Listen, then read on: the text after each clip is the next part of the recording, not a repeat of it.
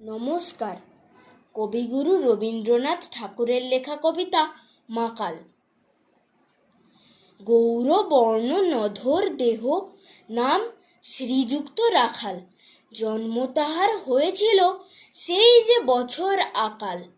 গুরুমশাই বলেন তারে, বুদ্ধি জেনেই একেবারে দ্বিতীয় ভাগ করতে সারা 6 মাস ধরে নাকাল। রেগে মেগে বলেন, বাঁদর, নাম দিনু তোর মাকাল। নামটা শুনে ভাবলে প্রথম, বাঁকিয়ে যুগল ভুরু। তারপর সে বাড়ি এসে নৃত্য করলে শুরু। হঠাৎ ছেলের মাতন দেখি, সবাই তাকে শুধায়, এ কি?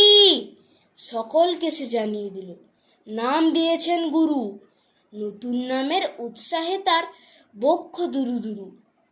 কোলের পরে বসিয়ে দাদা বললে কানে কানে, গুরুমশাই গাল দিয়েছেন, বুঝিস নে তার মানে? রাখাল বলে, কখনো না, মা যে আমায় বলেন শোনা, সেটা তো গাল নয়, সে কথা পাড়ার সবাই জানে। আচ্ছা, তোমায় দেখিয়ে দেব, চলো তো ওইখানে। টেনে নিয়ে গেল তাকে পুকুর পাড়ের কাছে। বেড়ার পরে লতায় যেথা মাকাল ফলে আছে। বললে, দাদা, সত্যি বলো, সোনার চেয়ে মন্দ হলো? তুমি শেষে বলতে কি চাও, গাল ফলেছে গাছে? মাকাল আমি, বলে রাখাল 2 হাত তুলে নাচে। দোয়াত কলম নিয়ে ছোটে, খেলতে নাহি চায়।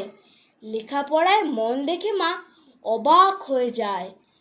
খাবার বেলায় অবশেষে দেখে ছেলের কাণ্ড এসে, মেঝের পরে ঝুঁকে পড়ে খাতার পাতাটায় লাইন টেনে লিখছে শুধু মাকাল চন্দ্র রায়।